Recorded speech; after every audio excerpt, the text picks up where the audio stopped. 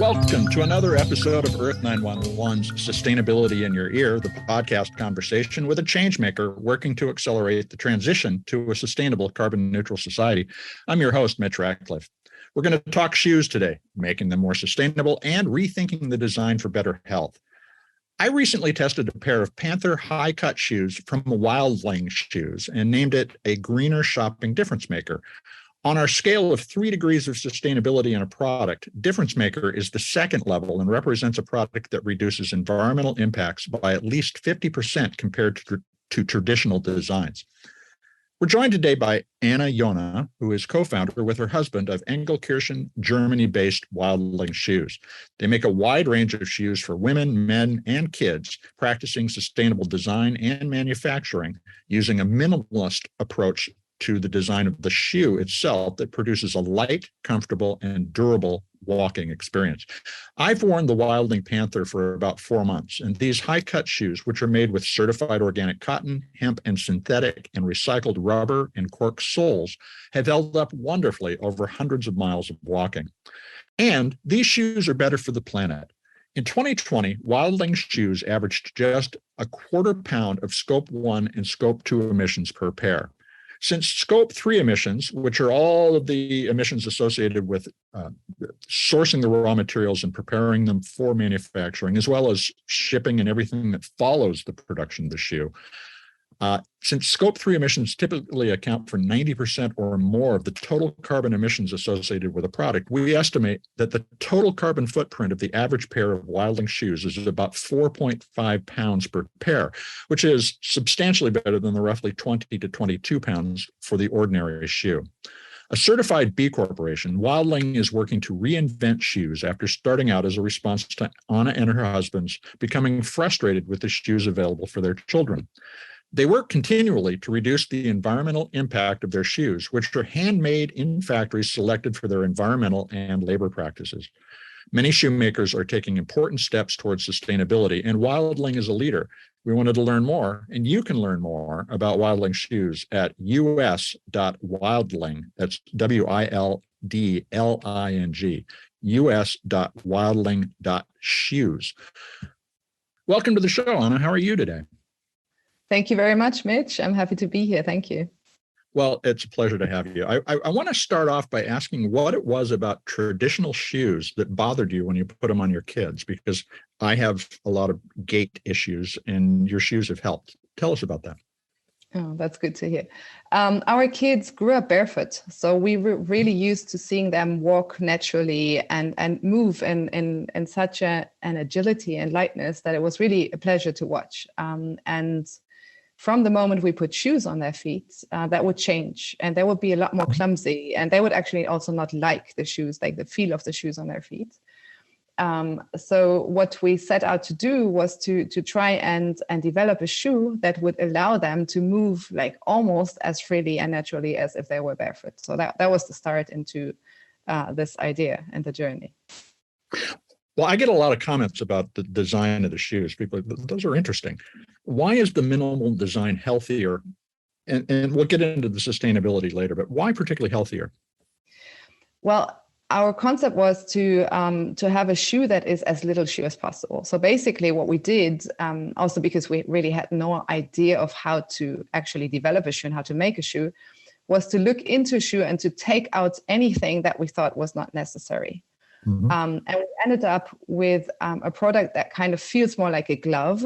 And the thing is that our shoe is supposed to, to adapt to the shape of your foot and not to make your foot adapt to the shape of a shoe, which is really important because that really can lead to deformations and a lot of pain, actually.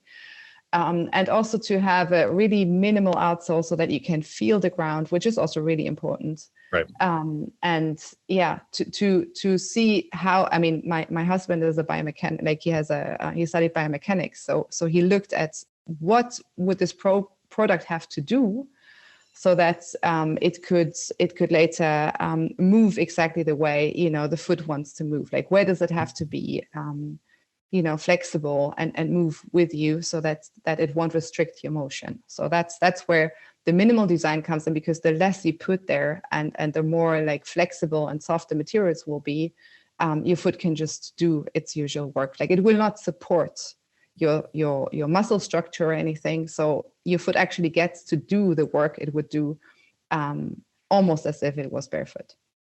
So starting a shoe company is hard enough, and you started from scratch, essentially. You didn't know how to build this shoe and learned, but you also embraced sustainability from the very beginning.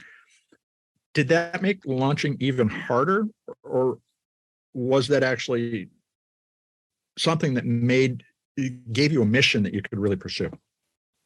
Well, in the beginning, just getting the prototypes right, like getting this development, getting the product to look and work more or less like we envisioned it to be, was super hard. So we knew that we did not want to produce something that we knew was extremely harmful. But we also knew that we could not do this perfectly from the start. So we kind of set ourselves like a minimum, that a minimum level of sustainability that we needed to have, for example, to have an amount of recycled rubber in the outsole, to have only organic certified materials, which was hard enough to find actually for the footwear industry back then. And said, okay, that's the minimum that we can do right now in order to launch and to also, to start selling, to have some kind of resources to put again into more development. But we also said from the start that we cannot, we have goals that are much bigger than that we cannot lose out of sight. So, the moment this started rolling, the money went back into developing more sustainable options, and also, of course, to improve the function. And a lot of money went straight back there. Like we didn't put money, for example, in marketing, but it always went back to the team, but also to research and development. So what would you say were the critical decisions you made in terms of making a sustainable company launch? And did you find you had to make trade-offs between environmental and social goals, for instance? Well, I think the most important things for us were, to have these ideals and to stick to them, and then also to understand that it's not enough, for example, like if my husband and I have these ideals and these values, but that we need to kind of bring them into the company, that it's, it's already in the people that you recruit, but it's also, to get together and to talk about our vision, to say which values we want to pursue, and to kind of set these guidelines for the company. Right. So that was really important, and also that is a work in progress, and that is something that we revisit regularly in order to get back together with the team and to kind of set this focus. And I think that's really important, because that also attracts people to the company that really, really have a lot of passion in pursuing these goals. And I think, of course, it's a huge challenge, and a lot of resources go into this. This is not something that, somebody will pay you back for. Like, it's a lot of resources, both in terms of team and of time and of resources and of research. It's usually comes with a higher cost. Like, these materials are expensive. We want to have all the transparency, so there's a lot more in partnerships that we need to build. But what we saw was that we hardly needed any money in advertisement. So we kind of were saving on some other end. So from the beginning, we were really transparent, and we kind of took people along on the journey, and we were kind of very open in showing what we're doing. And I think that, together, of course, with also the function of the product, kind of led to the fact that people would keep talking about what we're doing, and would keep talking about the shoes. So there was a lot of word of mouth, and that really helped us, sustain our growth in a very stable way. So telling the story, being transparent about your process on the site, actually fueled the marketing that you weren't spending money on. You told a story, and people started to share your story. That's true. Yes, that's true. Now, did you embrace the idea of being a B corporation and supporting 1% for the planet at the very outset? And was that practical? No, we did not. Actually, I'm not sure if B Corp already existed, or at least we did not know about it. You were here. right on the cusp. Yeah. Okay. Yeah, probably. But it was something that we did kind of for ourselves a bit later on, because we saw that, there are so many things that you can pay attention to, and there are so many things that you should be working on. So we kind of used the assessment from B Corp as also some kind of a framework and a guiding tool to see, okay, which are the areas that we're already quite good at, and which are the areas that we should, put more focus on. And that kind of also helped the team to steer and to take some strategic decisions. So actually, in the beginning, we did that for us, and then we thought, okay, now if we've passed the assessment, we can as well go for the certification. And the 1% for the planet, that's actually something that we would not have been able to do much earlier, because we don't have investors. So we had to, to grow from we were bootstrapping, and we needed the money always to also fund, the next year and the growth of the company. So from the moment that it became possible, we kind of looked for options. But actually, we've come to the conclusion that, it's a huge challenge to kind of wrap your head around. But if we're doing this right, no money should be left over at the end on the bottom line. If we're making a big profit that then we can kind of donate from, then probably we're doing something wrong beforehand. So then we're not redistributing the money evenly enough. So that's a huge challenge to tackle, because of course you need some money to safeguard the company. But yeah, what's the right balance? Well, it took 50 years for Patagonia to go from what you're describing to giving it all to the planet. I hope that you get there too. Yes. When you did add 1% for the planet, did you find that brought more people in? Did people look for a 1% company to buy their shoes from? Well, it's our main market is in Germany. It's still the biggest chunk of our market is here, and 1% for the planet is not that well known here as it would be in the US. So I think what this gave us were great conversations, a great network to tap into, just like meaningful exchange on eye level with all kind of very interesting people and organizations. But I'm not so sure it actually, it boosted our sales or something like that. I don't think so, but that I think is probably due to the fact we can never know also how many people kind of came to us through there. But I think here we've established ourselves as a brand with those values. Like we don't need that certification or that seal, that proof of what we're doing, actually, I think. Well, let's talk about the shoes. For us, and it's more in terms of transparency to actually be able to show to the outside that, what we're saying is based on something. I think that speaks volumes both about, your commitment and the willingness of the market to embrace somebody who has decided to do the right thing and is being clear and complete about disclosing what they're doing. Let's talk about the shoes. Now, the soles are made from synthetic rubber sourced from both recycled materials and cork. And when we were doing the research on the article, we talked a little with you about what you're working on to eliminate the use of petroleum. So how's that going? And tell us about how you came up with the structure of the sole. Yeah, I mean, the outsole it has a third of virgin material, of virgin synthetic rubber. Then it has a big part, like 40% is recycled rubber. And then the rest is silica and cork. So silica we're trying to get from a bio-based source. The good thing about our outsole is that we can fully recycle it. So we have run all the tests, and we're actually ready to launch that also as a program. We can take off the outsoles of used shoes and return them straight into our own outsole program.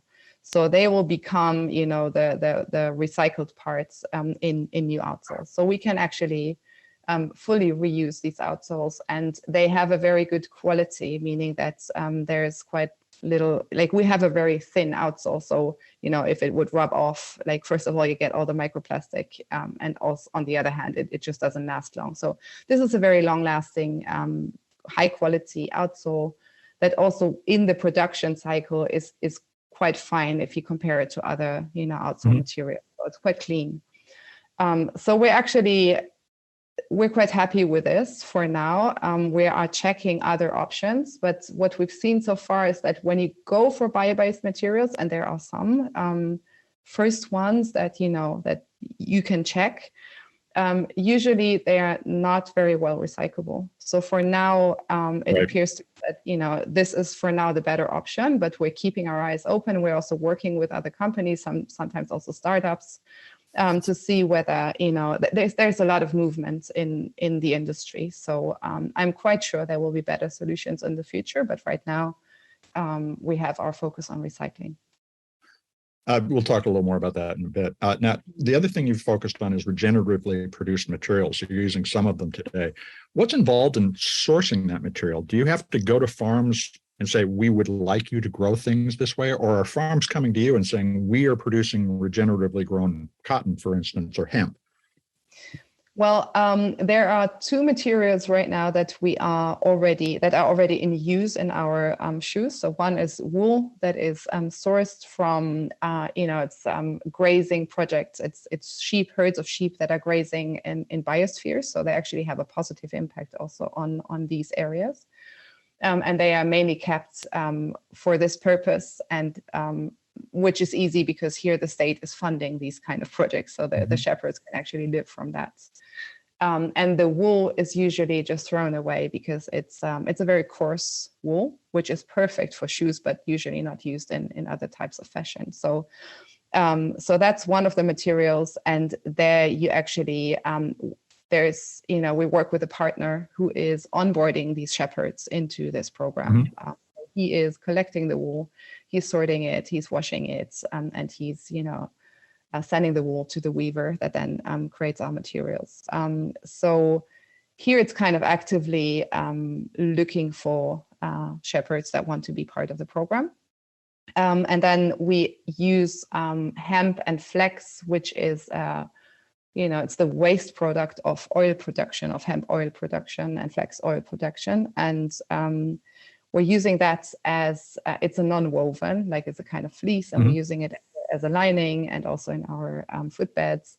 And this also comes from like biodynamic farming. And what we did is just to connect the farmer to our supply chain so that we could replace the raw material, like coming from a biodynamic farm and then going into our materials. But we are in touch with other partners, and also are initiating projects to also replace other materials in the future that we're using now with a regenerative source. So this ranges from setting up the entire project and finding the people who want to work in this, to just hooking up with someone who already has some kind of a platform and is in touch with many farmers, and then trying to to onboard them onto a program. But it's usually it's not the way around that you described. Like usually most farmers who are already looking at regenerative practices are, like, we're looking mainly in Europe,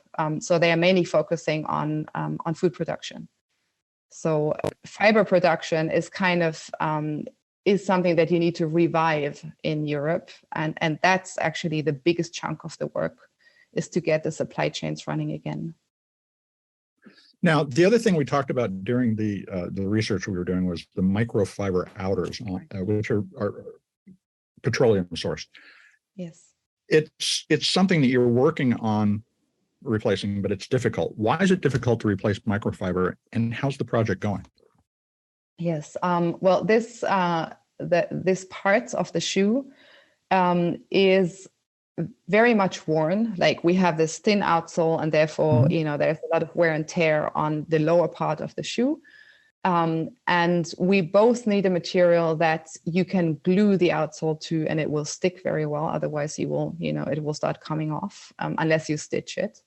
Mm-hmm. And then you also need a material that really can take a lot of wear and tear. So for now, this has been both a decision for function, because you can also waterproof the shoes more easily with this kind of material, and also quality and longevity of the product. So we have not been able to find a real alternative to this material unless we would use leather, and leather has been really difficult. Like both for, reasons of how, where it comes from. It's very, very difficult to get transparency, and also to have a process that is, not using or very transparent about like what kind of substances are being used in the, the tanning and everything. So it's a very difficult industry that we have not been, that we haven't felt comfortable to use so far. So any plant-based alternative, like whatever we could see was always that, it looks very green from the outside. And once you get into it and you start digging, then you see, okay, it's really not what you have been promised.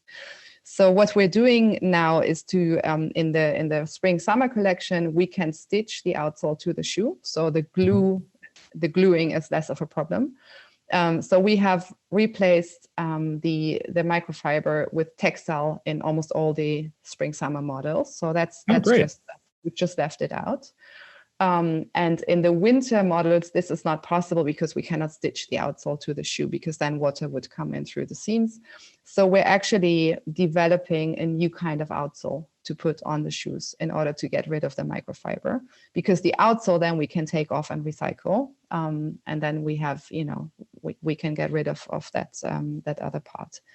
There's also, we had microfiber in a few other places, which we're also replacing through a new construction. So we can also use our textiles there instead of the microfiber and still, have a sturdy and strong shoe. So. Well, I've certainly found it with the Panther that has held up great over hundreds of miles of walking. So it's great. Fabulous to hear the progress. But on the other hand, if the thing stays intact and works, it's also a form of sustainability. So something to think about. Let's take a quick commercial break. We're going to be right back to talk more with Anna Yona.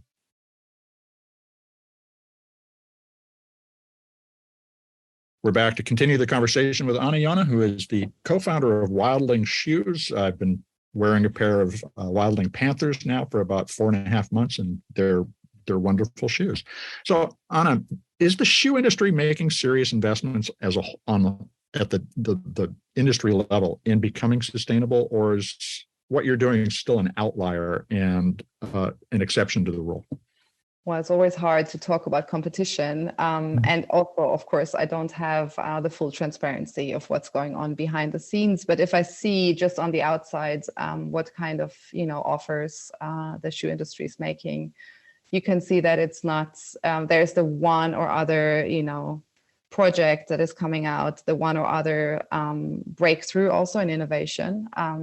So yes, I do think there is work being done and a lot of research and development behind the scenes, but it doesn't tackle the core. So, it doesn't sound like there's a lot of conversation going on between shoe companies about how to get there either, because all of you could get together and drive for better sourcing, for instance, but that's not happening. Yeah, absolutely. I think actually the future is in that we get together, that we collaborate, that we stop competing with each other, and rather, if we really mean it, then we should get together and get the solutions more quickly. Mm-hmm. One problem that I see with this is that also the structure that regular companies are set up, you have a few people at the top that are making a fortune. And you have all investors, shareholders, and the rest is working. And we put a lot of work into sustainability. And I would love to get together with others and exchange knowledge. But it's always difficult when for example, you're sitting there with another startup and there are investors behind it. And And you're just asking yourself, like, who's going to benefit from that? And who are they going to sell it to? And where's this knowledge actually going? And will it really have that impact? So I would, we're trying to find companies that are either, trying to become a purpose company, which Patagonia just did, like to really say, we act like a nonprofit. This is not here to, make a few people like incredibly rich, but this, like, we're doing this in order to find the right solutions. And with companies like that, we can be completely open and exchange knowledge and solutions and really try to get there quicker. That's an interesting point. One that once we move from it's all about making as much money as possible to creating a better impact in the world, you have an incentive to share a lot more information. And, as I was saying before, if you can push the suppliers in the right direction as an industry, you can change everything about the industry. Now, you're also committed to becoming fully circular in the long term and carbon neutral. How are you doing on scope 1 and 2 emissions, which we've talked about before? Where are you on the path to reaching carbon neutrality? Well, carbon neutrality isn't our focus at the moment. Our focus is in carbon reduction and emission reduction right now. We have scope 1 and 2 are really just a fraction of our overall footprint, of course, as a producing company. But we have, for example, installed solar panels. We have exchanged the oil heating system to a heat pump.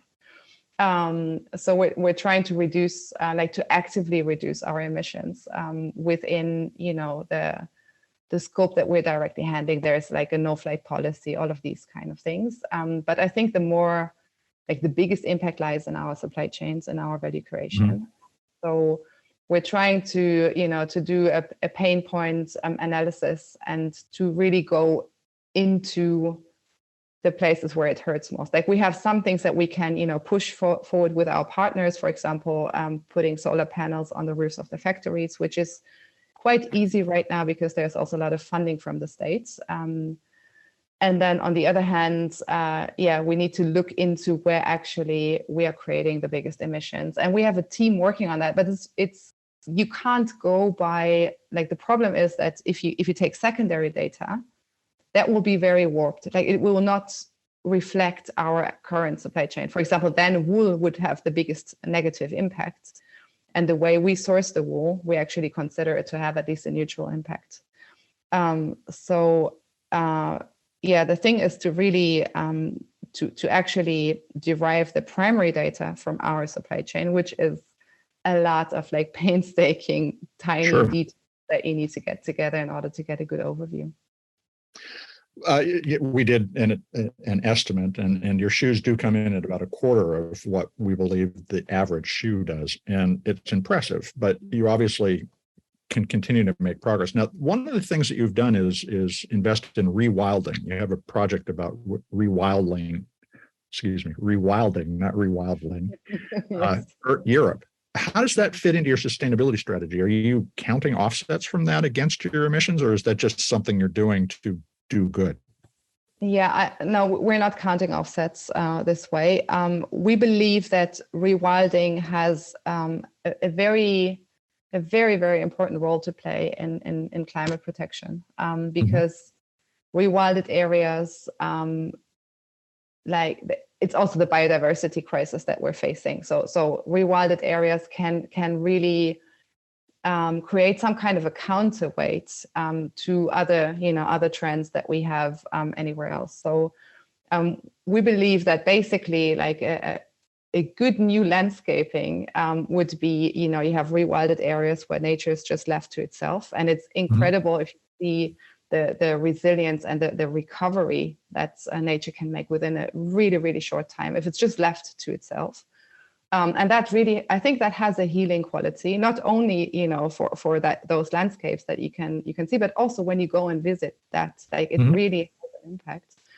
And then it would be a regenerative agriculture to produce food, to produce textile, to produce, fiber, but also to not destroy the biodiversity again. So kind of to be a haven, like a soft, you have these different zones, and then you have the circular economy. So those three things is something that we try to combine with each other. That's our vision for a better way of still living on this planet and creating stuff together, but doing it in a much more balanced way. Well, and reducing waste is key to this. And when we talked again during the research we were doing, you're working to reduce your factory waste. Everything's handmade, which is impressive too. How are you using discarded materials so that they don't end up in a landfill? What's the strategy that you've taken to reduce that waste? Yeah, at the moment, I mean, one of the biggest things is the design itself. Like, how much material is the design, using, and where can we reduce materials, like just from the outset? How can we, place materials on the different, like, how can we cut the materials so that the production waste is limited? But still, the production waste is probably the biggest waste producer in our value creation. Besides, the actual product. So there are two things that we're working on. And one is the recycling of the actual product, like the end of life, like a take back system. And to recycle the shoes, I just said before that we can already fully recycle the outsole. So now we're working on the fibers and on the rest of the shoe and how to recycle that, how to reuse that. So there are, like, we have a strategy of, first of all, just collecting everything and finding, a very pragmatic way of reusing that, which could be, you have the scraps, you turn it back into some kind of a fiber and a fleece, and you can reuse that fleece within the shoes. It can replace paddings and all kind of materials. But the goal is to, and during the production, you can already sort the different fibers. You can sort it into the different materials. And then the goal would be with these partners in Portugal to return the fiber into a yarn so that you can, reweave this into, so there are things that are, it's easier to do this with. And wool, for example, is quite easily recyclable. Sure. And then there are the natural fibers, which it's possible, but it's a bit more difficult. And then usually you also need like, some amount of virgin fiber again. But we could, we're already using recycled yarns in our materials. We're trying to experiment with it, like what would be the right mixture and how can you reuse that? And then there are some parts that are just very hard to recycle in any way. So we're looking for partners that, for example, can turn these materials into construction materials or something else. So it would be some kind of a downcycling, but also again in a circular way, because those materials then in that state that they are in, they can be reused within that state. Now you're also launching a repair program so the shoes last longer. And I guess out of curiosity, how long do you expect a Wildling shoe to last, and how much longer can it last if you repair it? Yeah, well, that's of course very, very much depends on the kind of use. Yeah, we have, and also of course on the model itself and what you use it for, and if it's a child that is very active, or if it's a grown-up mainly walking through the city. So we have people still wearing our first models, which were produced in 2015. So that's always a very happy sight when we see somebody sending in a photo of these old shoes. But we also have shoes like that, let's say kids wear, and they wear and tear through one after half a year or something like that. Although we have a very big secondhand market especially for the kids' shoes. Really? So we can see that they can also last a lot longer than just one season. But we expect, let's say like 3 years of use, like of really active use, is something that the shoe should be able to withstand. And then when we can repair it, it depends on how you want your shoe to look, right? Like if it needs to be sparkling new, or if it's okay that you can see that it's been used. But with that, we can replace the outsole, or we can, a tear or something, we can fix that. So we can fix any item of the shoe we can repair. So right now, what we're doing is to to just do in-house repairs within the warranty period of 2 years. And we want to extend that later to also repairs that you can buy as a customer. So you can just say, okay, instead of buying a new pair of shoes, I just want to buy a repair, and I just want to get a new pair of outsoles, for example. And then you can send us the shoes. But that's kind of like, we're just testing all the processes. And then this will be the next phase of the repair program. The week that we happened to be talking, there was a news report about a scientific study that showed that you could make compostable shoes, and they had some composted shoes to show that actually worked. Many of your shoes are very close to being almost fully biodegradable.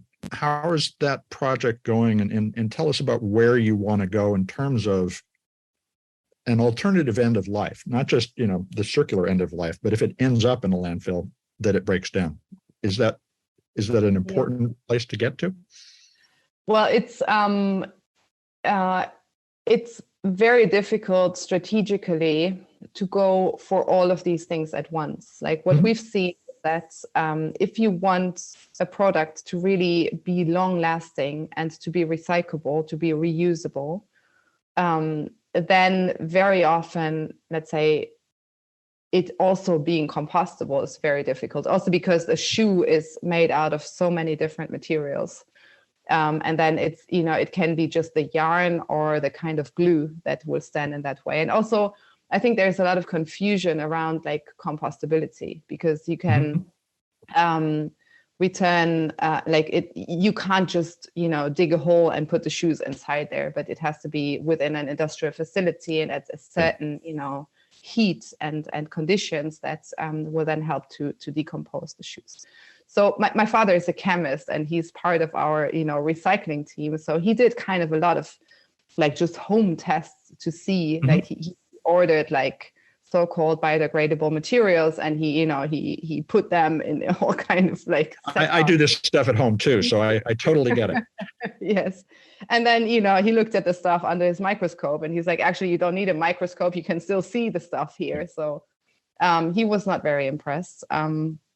And so, I mean, ideally you have a product that you can repair and then recycle, reuse, recycle, and then at the end, it will end up, it can just biodegrade. So that would be wonderful. But so far, we have not found any way to really make this possible. Like there are parts of the shoe that could be biodegradable. Of course, like if you have undyed, unfinished wool, that can just go straight back into the soil. Sure.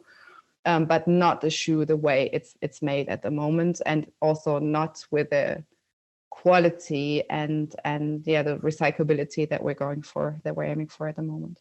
So thinking in terms of longer life cycle, repairability, circularity is probably the more viable way for the industry to go than to think in terms of we're going to make something that breaks down when you throw it away after a year.